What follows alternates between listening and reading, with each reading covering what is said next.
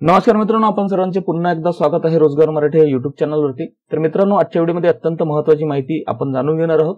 महावितरणच्या जाहिरात क्रमांक 6 विषयी म्हणजे विद्युत सहाय्यक या जाहिरातीविषयी आजच्या व्हिडिओमध्ये आपण जाणून घेणार आहोत मित्रांनो की ऑनलाईन अर्ज करण्याला परत मुदतवाढ मिळणार आहे का। हा अत्यंत महत्त्वाचा प्रश्न आहे, कारण या अगोदर आपण बघितलं की महावितरण मार्फत बरेचदा नवीन शुद्धीपत्रक जाहीर करून दिनांक वाढवून दिलेले आहे ऑनलाईन अर्ज करण्याकरताचे। तर आता शेवटची तारीख होती 20 जून 2024, तर त्याला सुद्धा परत एकदा मुदतवाढ मिळेल का, हा महत्त्वाचा मुद्दा आहे। याविषयी आपण जाणून घेऊ। त्यानंतर आपण जाणून घेऊ मित्रांनो, आधी अर्ज जर तुम्ही भरला असेल तर परत तुम्हाला अर्ज भरावा लागेल का।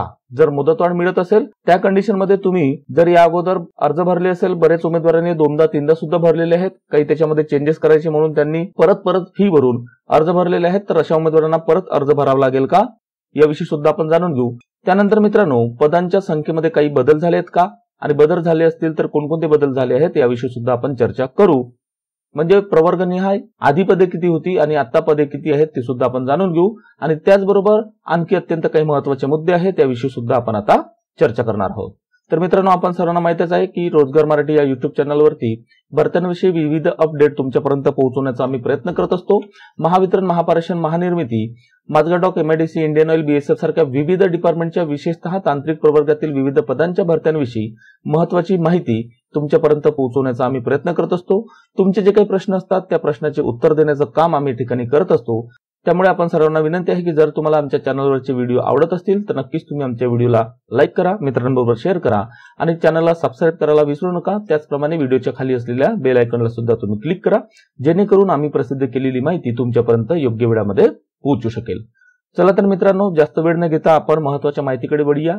तर मित्रांनो, आपण आता आलो आहोत महावितरणच्या ऑफिशियल वेबसाईट वरती। या ठिकाणी आपण बघू शकतो 20 जून 2024 चं शुद्धीपत्रक आहे। एमएससीडीसीएल जाहिरात क्रमांक 6 2023 विद्युत सहाय्यक या पदाविषयी आपण सर्वांना माहिती आहे की ऑनलाईन अर्ज करण्याची शेवटची तारीख जाहिरात क्रमांक 6 2023 ची विद्युत सहाय्यक या पदाची होती 20 जून 2024 आणि त्याचबरोबर 20 जून 2024 संपतानाच 21 जून 2024 च्या सकाळी महावितरण मार्फत हे शुद्धीपत्रक प्रसिद्ध करण्यात आलेले आहे। तर यामध्ये काय महत्त्वाची माहिती दिलेली आहे त्यामध्ये आपण अत्यंत थोडक्यामध्ये पण अत्यंत मुद्देसूद आणि महत्त्वाची माहिती बघू। हे मित्रांनो शुद्धीपत्रक आहे, यामध्ये माहिती बरीचशी आहे, कदाचित व्हिडिओ खूप लांब होऊ शकतो, पण आपण सर्वांना विनंती आहे की व्हिडिओ कुठेही स्किप न करता शेवटपर्यंत बघा, जेणेकरून यातील संपूर्ण माहिती तुमच्यापर्यंत योग्य पद्धतीने पोहोचू शकेल आणि तुम्ही या शुद्धीपत्रकामध्ये नेमके काय मुद्दे दिले आहेत याविषयी सविस्तरपणे जाणून घेऊ शकता।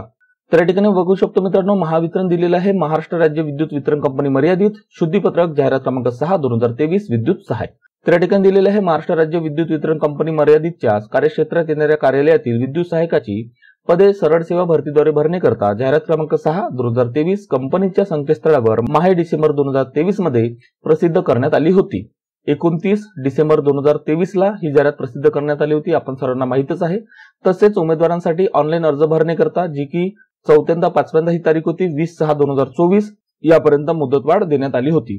त्यानंतर दुसरा मुद्दा दिलेला आहे, दरम्यानच्या काळात महाराष्ट्र राज्यातील सामाजिक व शैक्षणिक दृष्ट्या मागास वर्गाकरिता आरक्षण अधिनियम 2024 दिनांक 26 फेब्रुवारी 2024 अनुसार राज्याच्या नियंत्रणाखालील पदावरील नियुक्तीकरिता सामाजिक आणि शैक्षणिक दृष्ट्या मागास वर्गाकरिता आरक्षणाची तरतूद विहित करण्यात आली असून सदर अधिनियमातील तरतुदी शासन निर्णय शासन प्रशासन विभाग क्रमांक BCC 2024 प्रकरण 75 16 क दिनांक 27 फेब्रुवारी 2024 अनुसार प्रस्तुत संवर्गाच्या विज्ञापित जाहिरातीकरता लागू आहेत। म्हणजे सामाजिक व शैक्षणिक दृष्ट्या मागास वर्गाकरता आरक्षण अधिनियम 2024 दिनांक 26 फेब्रुवारी 2024 अनुसार काही बदल करण्यात आलेले आहेत। त्यानुसार या जाहिरातीमध्ये काही बदल करून नवीन पद्धतीने ही जाहिरात आपल्यापर्यंत पोहोचवण्यात आलेली आहे। प्रस्तुत प्रकरणी सामाजिक व शैक्षणिक दृष्ट्या मागास वर्गाकरिता आरक्षण निश्चित करून त्यानुसार पदांच्या सामाजिक व समांतर आरक्षणाचा सुधारित तपशील खालीलप्रमाणे आहे। या ठिकाणी आपण तपशील बघू शकतो। आता मित्रांनो पुढे बघू की नवीन जाहिरातीमध्ये किती पदे दिलेली आहे, कोणकोणत्या प्रवर्गानुसार, एकूण पदसंख्या किती आहे आणि जुन्या जाहिरातीनुसार प्रवर्गनिहाय किती पदसंख्या होती। तर या ठिकाणी आपण कॉलम बघत आहोत मित्रांनो, नवीन जाहिरातीनुसार आणि जुन्या जाहिरातीनुसार प्रवर्ग आणि पदसंख्या दिलेली आहे। इतर आपण प्रवर्गनिहाय सामाजिक आणि समांतर आरक्षण जर बघायचं असेल तर त्याकरता तुम्हाला PDF जाहिराती उपलब्ध करून देण्यात येत आहे। डिस्क्रिप्शन बॉक्समध्ये लिंक्स उपलब्ध आहे, त्या ठिकाणी जाऊन तुम्ही विद्युत सहाय्यक या पदाकरताचे विविध शुद्धीपत्रक, जाहिराती आणि इतर सर्व महत्त्वाच्या बाबी आहेत त्या ठिकाणी डाउनलोड करून बघून घेऊ शकता। तर या ठिकाणी आपण बघू शकतो नवीन जाहिरातीनुसार आणि जुन्या जाहिरातीनुसार प्रवर्ग दिलेला आहे, पदसंख्या दिलेली आहे। अनुसूचित जाती नवीन जाहिरातीनुसार 703 पदे आहे. या अगोदरच्या जाहिरातीमध्ये 673 पदे होती. या ठिकाणी फरक आपण बघून घेऊ शकतो. त्यानंतर अनुसूचित जमातीच्या नवीन जाहिरातीनुसार 502 पदे आहेत. जुन्या जाहिरातीनुसार 491 पदे होती. त्यानंतर विमुक्त जाती अ 161 पदे आहेत. जुन्या जाहिरातीनुसार विमुक्त जाती अ 150 पदे होती. भटक्या जमाती क 146 पदे नवीन जाहिरातीनुसार आहे. जुन्या जाहिरातीनुसार भटक्या जमाती ब च्या 145 पदे होती. म्हणजे फक्त 1 पदाचा फरक या ठिकाणी आलेला आहे. भटक्या जमाती क 202 पदे आहेत. भटक्या जमाती क जुन्या जाहिरातीनुसार 196 पदे देण्यात आलेली होती. म्हणजे जवळपास 6 पदांचा फरक या ठिकाणी आलेला आहे. भटक्या जमाती ड नवीन जाहिरातीनुसार 120 पदे आहेत. जुन्या जाहिरातीनुसार भटक्या जमाती ड 108 पदे देण्यात आलेली होती. म्हणजे 12 पदांचा या ठिकाणी फरक आलेला आहे. विशेष मागास प्रवर्ग 119 पदे नवीन जाहिरातीनुसार आणि विशेष मागास प्रवर्ग 108 पदे जुन्या जाहिरातीनुसार देण्यात आलेली होती. 11 पदांचा या ठिकाणी फरक दिसून येतो. त्यानंतर इतर मागास वर्ग 898 पदे नवीन जाहिरातीनुसार देण्यात आलेली आहे आणि जुन्या जाहिरातीनुसार इतर मागासवर्ग 895 पदे देण्यात आलेली होती. आता या ठिकाणी बघू शकतो जुन्या जाहिरातीमध्ये मित्रांनो सरळ इतर मागासवर्ग नंतर आर्थिक दुर्बल घटक हा प्रवर्ग देण्यात आला होता. पण या ठिकाणी इतर मागासवर्ग या प्रवर्गानंतर सामाजिक व शैक्षणिक मागासवर्ग हा प्रवर्ग नवीन या ठिकाणी ऍड करण्यात आलेला आहे. तर सामाजिक व शैक्षणिक मागासवर्ग करता नवीन जाहिरातीनुसार 500 पदे या ठिकाणी असणार आहेत. त्यानंतर नवीन जाहिरातीनुसार आर्थिक दुर्बल घटकचे 391 पदे असणार आहेत. तर जुन्या जाहिरातीमध्ये आर्थिक दुर्बल घटकचे 500 पदे म्हणजे एकूण 109 पदे या ठिकाणी आपल्याला फरक दिसून येत आहे. खुल्या प्रवर्गातील उमेदवारांकरता नवीन जाहिरातीनुसार 1634 पदे असणार आहेत. तर जुन्या जाहिरातीनुसार खुल्या प्रवर्गातील उमेदवारांकरता 2081 पदे देण्यात आलेली होती. अशा पद्धतीने एकूण पदे ही नवीन जाहिरातीनुसार 5386 आहेत. तर जुन्या जाहिरातीनुसार एकूण पदे दिलेली होती 5347. हा थोडासा फरक आपल्याला या ठिकाणी दिसून येतो. तरी विशेषतः या ठिकाणी खुल्या प्रवर्गातील उमेदवारांच्या पदसंख्येमध्ये बरेचसा फरक आपल्याला या ठिकाणी जाणवून येत आहे. इतरही ठिकाणी आहे फरक, पण तो जास्त मोठ्या प्रमाणात नाही. 10 ते 20 किंवा 10-15 पदांच्या संख्येमध्ये फक्त फरक आलेला आहे. फक्त खुल्या प्रवर्गातील उमेदवार आणि आर्थिक दुर्बल घटक या दोन प्रवर्गातील उमेदवारांच्या संख्येमध्ये पदसंख्येमध्ये थोडा फरक आपल्याला दिसून येतो आणि नवीन सामाजिक व शैक्षणिक मागासवर्गाकरता 510 पदे या ठिकाणी आपल्याला नवीन जाहिरातीनुसार दिसून येत आहे. तर यापुढे आपण महत्त्वाची अशी माहिती जाणून घेणार आहोत की पुढील प्रक्रिया कशा पद्धतीने असणार आहे. तर या ठिकाणी बघू शकतो मित्रांनो, आताच आपण बघितलं की कशा पद्धतीने एकूण पदे आहेत. या ठिकाणी परत आपण बघून घेऊ की दिव्यांग उमेदवारांकरता 412 पदे असणार आहेत नवीन जाहिरातीनुसार आणि अनाथ उमेदवारांकरता 54 पदे असणार आहेत. या ठिकाणी परत एकदा टीप दिलेली आहे. नवीन जाहिरातीमध्ये वरील परिच्छेदामध्ये नमूद संवर्गातील पदसंख्या कमी, जास्त अथवा रद्द होण्याची शक्यता आहे. आरक्षणामध्ये शासनाच्या आरक्षण धोरणानुसार बदल होण्याची शक्यता आहे. म्हणजे आता सुद्धा जी काही नवीन पदांची संख्या या ठिकाणी उपलब्ध करून देण्यात आलेली आहे महावितरण मार्फत, यामध्ये सुद्धा टीप देऊन यामध्ये बदल होऊ शकतो, कमी होऊ शकतात किंवा पदांची संख्या जास्त होऊ शकते. याविषयी सेफ साईड म्हणून महावितरणने एक वाक्य या ठिकाणी टाकलेलं आहे. पुढे आपण जाणून घेऊ मित्रांनो. मुद्दा क्रमांक 3 दिलेला आहे. अराखीव म्हणजे खुला अथवा आर्थिकदृष्ट्या दुर्बल घटकातून अर्ज केलेल्या उमेदवारांना सामाजिक व शैक्षणिक मागासवर्गातील प्रवर्गाचा विकल्प सादर करणे तसेच सदर उमेदवारांकरता नव्यानं अर्ज सादर करण्यासंदर्भात खालीलप्रमाणे कार्यवाही करणे आवश्यक आहे. म्हणजे ज्या उमेदवारांनी खुल्या प्रवर्गातून म्हणजे ओपन कॅटेगरीमधून अर्ज सादर केला आहे किंवा आर्थिक दुर्बल घटक म्हणजे ईडब्ल्यूएस मधून अर्ज सादर केला आहे, त्या उमेदवारांकरता सामाजिक व शैक्षणिकदृष्ट्या मागासवर्गातील प्रवर्गाचा विकल्प सादर करायचा आहे. त्यांच्याकरता कशा पद्धतीने किंवा ज्या उमेदवारांनी अजून अर्ज सादर केला नाही विविध कारणाने इतर प्रवर्गातील त्या उमेदवारांकरता सुद्धा नव्याने अर्ज सादर करण्याकरता काय पद्धत राहणार आहे ते या ठिकाणी दिलेले आहे. ते आपण या ठिकाणी वाचून घेऊ. मुद्दा क्रमांक 1 दिलेला आहे. शासन निर्णय दिनांक 27/2/2024 अन्वये जारी करण्यात आलेल्या आदेशाच्या अनुषंगाने सदर मूळ जाहिरातीस अनुसरून अराखीव म्हणजे खुला अथवा आर्थिकदृष्ट्या दुर्बल घटकातून अर्ज सादर केलेल्या उमेदवारांना सामाजिक व शैक्षणिकदृष्ट्या मागासवर्गातील आरक्षणाचा लाभ घ्यायचा असल्यास त्याबाबतचा विकल्प सादर करणे आवश्यक आहे. म्हणजे मित्रांनो, परत आपल्याला हा चान्स दिला जाईल. म्हणजे अर्जाची लिंक आपल्याला परत काही काळाकरता उपलब्ध करून देण्यात येईल. त्याची शेवटची दिनांक सुद्धा महावितरण मार्फत आपल्याला कळवण्यात येईल आणि त्या दिनांकापर्यंत तुम्हाला जर तुम्ही सामाजिक व शैक्षणिकदृष्ट्या मागासवर्गातील आरक्षणाचा लाभ घ्यायचा म्हणून अर्ज सादर करायचा असेल तर तो ऑप्शन तुम्हाला सिलेक्ट करावा लागेल. पुढचा मुद्दा आहे सामाजिक व शैक्षणिकदृष्ट्या मागासवर्ग याचा दावा करण्याकरता विकल्प सादर केल्यास संबंधित उमेदवाराचा मूळ अर्जातील दावा रद्द समजण्यात येईल. म्हणजे एखाद्या उमेदवाराने ईडब्ल्यूएस मधून किंवा ओपन मधून अर्ज सादर केला आहे आणि आता नवीन पद्धतीप्रमाणे त्यांनी जर सामाजिक व शैक्षणिकदृष्ट्या मागासवर्ग या विकल्पाला क्लिक केलं तर जुना जो त्यांनी अर्ज भरला होता त्यामध्ये त्यांनी जे काही सिलेक्ट केलं असेल प्रवर्ग, तो प्रवर्ग त्यांचा रद्द समजण्यात येईल असं या ठिकाणी दिलेलं आहे. पुढील मुद्दा आहे सामाजिक व शैक्षणिकदृष्ट्या मागासवर्ग याचा विकल्प सादर केलेल्या उमेदवारांना कोणत्याही परिस्थितीत आर्थिकदृष्ट्या दुर्बल घटक म्हणजे ईडब्ल्यूएस चा लाभ अनुज्ञेय राहणार नाही. ज्या एसीबीसी प्रवर्गातील उमेदवारांनी ईडब्ल्यूएस प्रवर्गामध्ये अर्ज भरले आहेत त्यांनी खुल्या अथवा एसीबीसी प्रवर्गाचा विकल्प भरणे बंधनकारक आहे. अन्यथा अशा उमेदवारांची विकल्प न भरता ईडब्ल्यूएस प्रवर्गात निवड झाल्यास त्यांची निवड रद्द करण्यात येईल याची उमेदवारांनी नोंद घ्यावी. अत्यंत महत्वाचा मुद्दा मित्रांनो, जर तुम्ही सामाजिक व शैक्षणिकदृष्ट्या मागासवर्ग याचा विकल्प सादर केलेला आहे नवीन जाहिरातीप्रमाणे, तर त्या उमेदवारांना कोणत्याही परिस्थितीमध्ये म्हणजे त्या उमेदवारांनी या अगोदर अर्ज भरताना ईडब्ल्यूएस या प्रवर्गाला क्लिक केलं होतं, नवीन अर्ज एसीबीसी मधून भरला तर त्यांना ईडब्ल्यूएस चा लाभ घेता येणार नाही, म्हणजे तो अनुज्ञेय होणार नाही. ज्या एसीबीसी म्हणजे सामाजिक व शैक्षणिकदृष्ट्या मागासवर्ग प्रवर्गातील उमेदवारांनी ईडब्ल्यूएस प्रवर्गामध्ये अगोदर अर्ज भरले आहेत त्यांनी खुल्या अथवा एसीबीसी प्रवर्गाचा विकल्प यावरती तुम्हाला क्लिक करावंच लागेल. आणि जर तुमचं नजर चुकीने हे राहिलं आणि तुमचं ईडब्ल्यूएस मधून जर सिलेक्शन झालं तर तुमचं ते सिलेक्शन रद्द करण्यात येईल असा मुद्दा या ठिकाणी दिलेला आहे. अत्यंत महत्वाचा मुद्दा आहे, हा तुम्ही मित्रांनो समजून घ्या. पुढील मुद्दा दिलेला मित्रांनो, एसीबीसी उमेदवारांना मागासवर्गीय उमेदवारांप्रमाणे वयामध्ये शिथिल क्षमता देण्यात येत आहे. त्यामुळे खुल्यामधील उमेदवार जे मूळ जाहिरातीकरता वयाधिक ठरल्याने अर्ज करू शकले नाहीत अशा उमेदवारांनाही नव्याने अर्ज करण्याकरता संधी देण्यात येत आहे. त्याचबरोबर शासन निर्णय दिनांक 3/3/2023 नुसार त्यांना अधिक 2 वर्षाची वयामध्ये सूट देण्यात येत आहे. हा मुद्दा आपण समजून घेऊ. जे उमेदवार ओपन कॅटेगरीचे आहेत त्यांची जुन्या जाहिरातीनुसार वयोमर्यादा दिली होती 27 वर्षे. आपण जुन्या जाहिरातीमध्ये एकदा बघून घेऊ. या ठिकाणी जुन्या जाहिराती दिल्या आहे दिनांक 29/12/2023 अखेर वयोमर्यादा काय होती? उमेदवाराचे किमान वय 18 वर्षे पूर्ण व कमाल वय 27 वर्षे असणे आवश्यक आहे. म्हणजे जे ओपन कॅटेगरीचे उमेदवार 27 वर्षापेक्षा जास्त वयाचे होते ते अर्ज करू शकले नव्हते.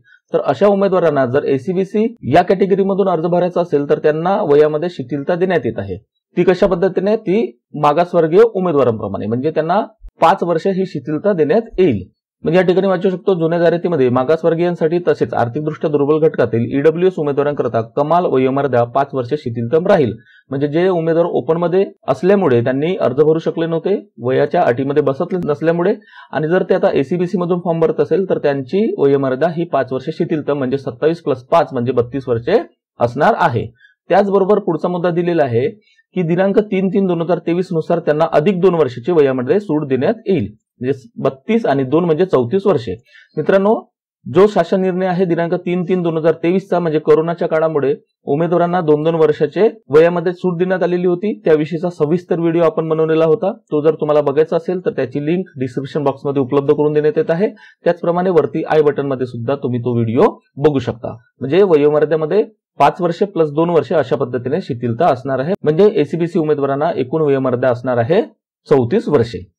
पुढचा मुद्दा दिलेला आहे एसीबीसी उमेदवारांबरोबर इतर प्रवर्गातील जे उमेदवार अर्ज सादर करू शकले नाहीत त्यांनाही अर्ज करण्याकरता मुदतवाढ देण्यात येईल. उमेदवारांना विकल्प सादर करणे तसेच नव्याने अर्ज करण्याकरता URL लिंक लवकरच कंपनीच्या www.mahadiscom.in या संकेतस्थळावर उपलब्ध करून देण्यात येईल. सबब एसीबीसी उमेदवारांनी जात प्रमाणपत्र व नॉन क्रिमिलेअर प्रमाणपत्र संबंधित प्राधिकरणाकडून प्राप्त करून घेण्याची कार्यवाही करावी. या मुद्द्यावरून एक गोष्ट आपल्या लक्षात येते मित्रांनो, एसीबीसीच्या उमेदवारांना तर अर्ज सादर करायचे आहेतच किंवा त्यांना नवीन विकल्प सिलेक्ट करायचे आहे, पण त्या व्यतिरिक्त जे उमेदवार काही कारणाने अर्ज करू शकले नाही इतर प्रवर्गातील त्यांना सुद्धा या ठिकाणी अर्ज सादर करता येईल. त्याचबरोबर या ठिकाणी दिलेलं आहे एसीबीसी उमेदवारांनी जात प्रमाणपत्र व नॉन क्रिमिलेअर प्रमाणपत्र संबंधित प्राधिकरणाकडून प्राप्त करून घेण्याची कार्यवाही करावी. तर या कार्यवाहीला मित्रांनो कमीत कमी 15 दिवस ते जास्तीत जास्त 1 महिना 1.5 महिना सुद्धा लागू शकतो. म्हणजे महावितरण मार्फत नवीन जी तारीख जाहीर करण्यात येईल ती नक्कीच 1 महिन्यापेक्षा जास्त असेल अशी आपण आशा करू शकतो. कारण उमेदवारांचा जर विचार केला नॉन क्रिमिनल करता त्यांना अप्लाय करायचं आहे, त्याचबरोबर जात प्रमाणपत्र करता सुद्धा अप्लाय करायचं आहे. या सर्वांकरता त्यांना वेळ लागणार आहे आणि तो वेळ महावितरण मार्फत उमेदवारांना देणं, कारण की हे जे शुद्धीपत्रक आहे हे 21/6/2024 रोजी प्रसिद्ध करण्यात येत आहे. त्यानुसार एवढा वेळ उमेदवारांना देणं हे क्रमप्राप्त येतं. म्हणजे आपण एक या ठिकाणी अंदाज बांधू शकतो की नवीन तारीख परत 1 महिना किंवा त्यापेक्षा जास्त कालावधीची असू शकते. पुढील मुद्दा दिलेला आहे की एसीबीसीचा दावा करण्यासाठी विकल्प सादर करणाऱ्या तसेच नव्याने अर्ज सादर करणाऱ्या उमेदवारांचे जात प्रमाणपत्र सदर विकल्प सादर करण्यासाठी विहित करण्यात येणाऱ्या अंतिम दिनांकापूर्वीचे असणे बंधनकारक आहे. म्हणजे तुम्ही जर या कालावधीमध्ये तुमचे जात प्रमाणपत्र किंवा नॉन क्रिमिलियर हे काढू शकले नाही, म्हणजे ते सर्टिफिकेट मिळू शकले नाही, तर तुम्ही त्या दिनांकाच्या अगोदर अर्ज सादर करू शकत नाही. म्हणजे नवीन जो काही दिनांक महावितरण मार्फत उमेदवारांना देण्यात येणार आहे त्या अगोदरच तुम्हाला हे प्रमाणपत्र मिळवणे गरजेचं आहे. तसेच सदर उमेदवारांकडे सन 2023-24 अथवा 2024-25 या आर्थिक वर्षात वैध असणारे उन्नत व प्रगत गटात मोडत नसल्याचे म्हणजे एनसीएल नॉन क्रिमिलियर प्रमाणपत्र अर्ज सादर करताना आवश्यक राहील. म्हणजे तुम्हाला मित्रांनो आत्ताच कामी लागायचं आहे. आज तुम्हाला जातीच्या प्रमाणपत्राकरता अप्लाय करायचं आहे, त्याचबरोबर नॉन क्रिमिलियर करता सुद्धा अप्लाय करायचं आहे. जेव्हा नवीन तारीख महावितरण देईल त्यावेळेस आपल्याकडे या दोन्ही गोष्टी उपलब्ध असणे आवश्यक आहे, किंवा जी काही नवीन तारीख आपल्याला आता महावितरण देणार आहे त्याच्या अगोदर तुम्हाला कसे हे दोन्ही प्रमाणपत्र मिळवता येईल याकरता तुम्हाला प्रयत्नशील राहायचं आहे. कारण हा एक परत चान्स मिळाला आणि जर तुम्ही डॉक्युमेंट्स मिळवू शकले नाही तर तुमचा अर्ज करण्याचा चान्स मिस होऊ शकतो.